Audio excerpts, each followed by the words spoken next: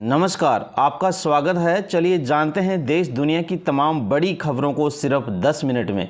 लेकिन इससे पहले आप कहां से न्यूज़ देख रहे हैं हमें कमेंट में बताना ना भूलें, और इस वीडियो को लाइक नहीं किया है तो लाइक करके चैनल को सब्सक्राइब करें।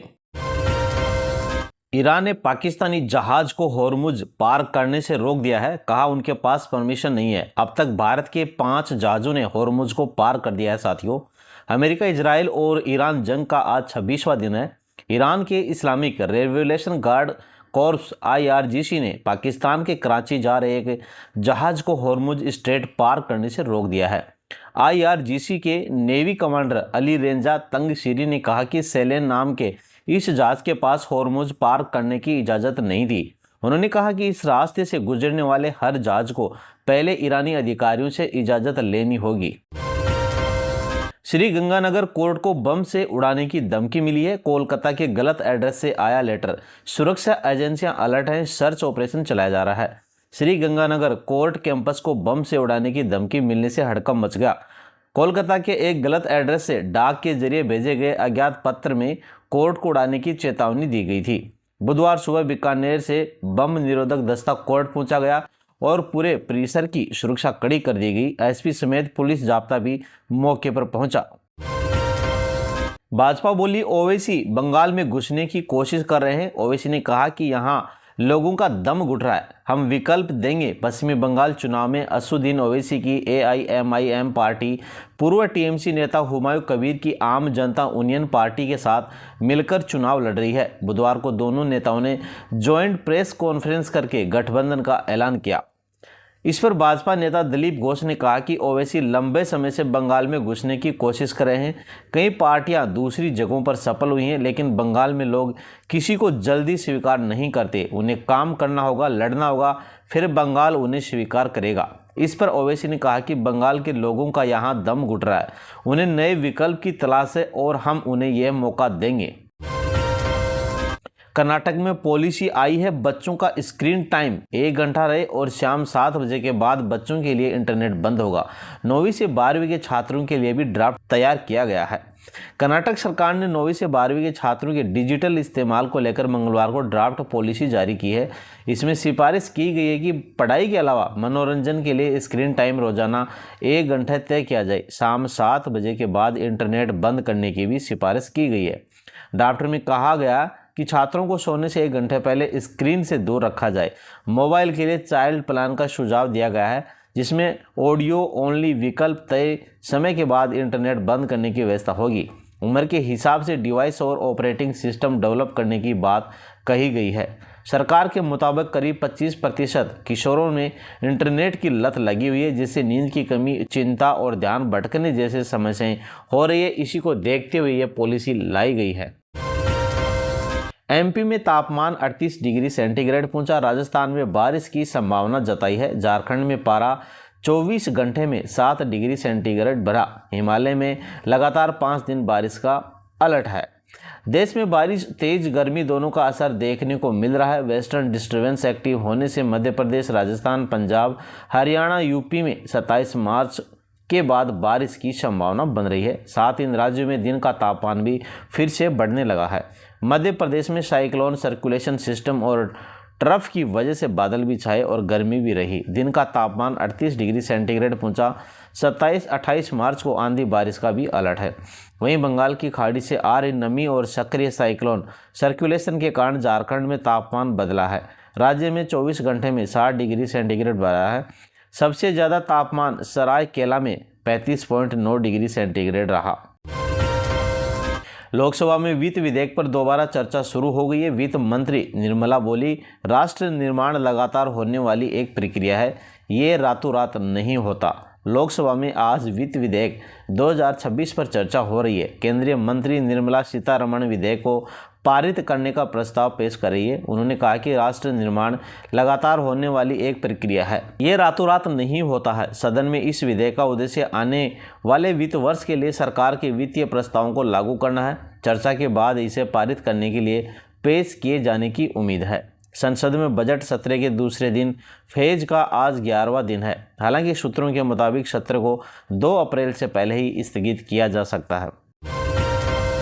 दिल्ली विधानसभा को लगातार दूसरे दिन बम की धमकी मिली है। बुधवार सुबह असेंबली स्पीकर के ओवैसी को धमकी भरा ईमेल मिला। एजेंसियां जांच में जुटी हैं। गौरतलब है कि मंगलवार सुबह भी बजट सत्र शुरू होने से पहले विधानसभा स्पीकर विजेंद्र गुप्ता के पास एक धमकी भरा ईमेल आया था। 30,000 फीट पर फ्लाइट में हंगामा हुआ, आईपीएस ने किया कंट्रोल। 3 युवक नशे में चिल्लाने लगे, प्लेन क्रैश होने वाला है। रोने लगे थे बच्चे और महिलाएं भी। हवा में 30,000 फीट की ऊंचाई पर मौत का खौफ और सिर फिरे उपद्रवियों का तांडव। ये किसी फिल्म का सीन नहीं बल्कि इंडिगो की गुवाहाटी दिल्ली फ्लाइट में घटी वो हकीकत है जिसने यात्रियों की सांसें अटका दी थी। घटना 8 मार्च की है। रात के करीब 8:30 बजे की इंडिगो की फ्लाइट ने इजराइल ईरान युद्ध का असर, हिमाचल में खाद का संकट, यूरिया की भारी किल्लत, खाली हाथ लौट रहे किसान और बागवान। 3700 मीट्रिक टन की डिमांड है, मिली है 800 MT। इजराइल और ईरान युद्ध का असर अब हिमाचल प्रदेश के खेतों और बगीचों तक पहुंचने लगा है। राज्य के किसान और बागवानों को इन दिनों विभिन्न खाद नहीं मिल रहे हैं। इससे सेब बागवानों के साथ साथ गेहूं, फूलगोभी, मटर जैसे नकदी फसलें उगा रहे किसान परेशान हैं। ग्वालियर की बेटी अनुष्का शर्मा का इंडिया टीम में चयन हुआ है। साउथ अफ्रीका में T20 खेलेगी। सीएम डॉक्टर मोहन यादव ने दी है बधाई। मध्य प्रदेश के ग्वालियर की बेटी अनुष्का शर्मा की एंट्री अब भारतीय महिला T20 क्रिकेट टीम में हो गई है। वह भारत दक्षिण अफ्रीका के बीच होने वाली द्विपक्षीय सीरीज के लिए भारतीय टीम में चुनी गई है। अनुष्का पहली बार सीनियर राष्ट्रीय टीम में शामिल हुई और पहली बार टीम के साथ विदेश दौरा भी करेंगी। अनुष्का फिलहाल इंडिया ए के लिए खेल रही है और महिला प्रीमियम लीग में वह गुजरात जॉइंट्स के लिए चुनी जा चुकी है। ग्वालियर में मंगलवार को एयरपोर्ट पर मुख्यमंत्री डॉक्टर मोहन यादव ने उनका सम्मान किया। इसके बाद वह भिंड में अपनी बुआ के यहाँ एक कार्यक्रम में शामिल होने के लिए रवाना हो गई। सीनियर टीम में चयन के बाद ग्वालियर में उनके परिवार और शहर में खुशी का माहौल है। एमपी के कई शहरों में पेट्रोल पंपों पर लगी है लंबी भीड़। गाड़ियों की टंकियां फुल कराने पहुंचे लोग, धक्का मुक्की पुलिस तैनात करनी पड़ी। मध्य प्रदेश के इंदौर, उज्जैन, आगर मालवा, शाजापुर और अन्य शहरों में मंगलवार शाम पेट्रोल पंपों पर अचानक भारी भीड़ उमड़ पड़ी। इजराइल ईरान युद्ध के बीच पेट्रोल खत्म होने और कीमतें बढ़ने की अफवाह फैलने पर लोग अपनी गाड़ियों की टंकियां फुल कराने पहुंचे। लोगों की भीड़ इतनी बढ़ी कि कई पंपों पर धक्का मुक्की और अफरा तफरी की स्थिति बन गई। प्रशासन और पुलिस को हस्तक्षेप करना पड़ा। खाद्य एवं नागरिक आपूर्ति मंत्री विनोद सिंह राजपूत ने कहा कि प्रदेश में पेट्रोल, डीजल और घरेलू गैस आपूर्ति में उपलब्ध है। अफवाहों पर विश्वास न करें और केवल अधिकृत स्रोतों से ही जानकारी लें। वहीं पेट्रोलियम कंपनियों ने भी साफ कहा, देश भर में ईंधन की कोई कमी नहीं है। अफवाहों पर ध्यान न दें और सामान्य रूप से ईंधन लेते रहें। ऑस्ट्रेलियाई न्यूज चैनल ABC में आज 24 घंटे की हड़ताल है। AI इस्तेमाल का कर रहे हैं विरोध। ऑस्ट्रेलियाई के सरकारी मीडिया संस्थान ABC के सैकड़ों पत्रकार बुधवार को हड़ताल पर जाएंगे। वे वेतन, काम के हालात और उनकी जगह आर्टिफिशियल इंटेलिजेंस के इस्तेमाल के खिलाफ विरोध कर रहे हैं। ये पिछले 20 सालों में पहली बार है जब ABC के कर्मचारी हड़ताल कर रहे हैं। कर्मचारियों की यूनियन ने वेतन बढ़ोतरी के प्रस्ताव को ठुकरा दिया क्योंकि उनका कहना है कि यह महंगाई से भी कम है।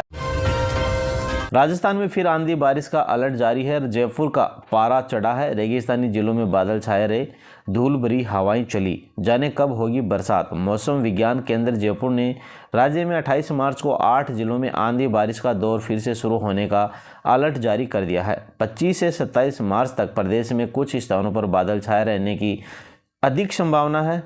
राजस्थान में चल रहा आंधी बारिश का दौर मंगलवार को धीमा रहा। पश्चिमी जिलों में एक कमजोर वेस्टर्न डिस्टर्बेंस के असर से बादल छाए रहे। जैसलमेर, बाड़मेर सहित कुछ इलाकों में हल्की धूल भरी हवा चली। तापमान में भी बढ़ोतरी हुई है। मोनालिसा ने डायरेक्टर सनोज मिश्रा पर गंभीर आरोप लगाए। बोली, मुझे कई बार गलत तरीके से छुआ, परिवार ने मेरा साथ नहीं दिया। प्रयागराज के कुंभ मेले में चर्चा में आई मोनालिसा भोंसले ने मंगलवार को डायरेक्टर सनोज मिश्रा पर film the diary of Manipur की शूटिंग के दौरान गलत तरीके से छूने के गंभीर आरोप लगाए हैं। उन्होंने कहा कि उन्हें और उनके पति को जान से मारने की धमकियां मिल रही हैं। मोनालिसा ने केरल के कोच्चि में एक प्रेस कॉन्फ्रेंस में कहा कि सनोज मिश्रा अच्छा इंसान नहीं है। उसने मुझे 10 बार गलत तरीके से छुआ। मैंने अपने परिवार को बताया सनोज मिश्रा ने मुझे छुआ, लेकिन उन्होंने मेरा साथ नहीं दिया। मुझे पता है कि मैंने क्या सहा। मेरे साथ गलत व्यवहार हुआ। मुझे सिर्फ न्याय चाहिए।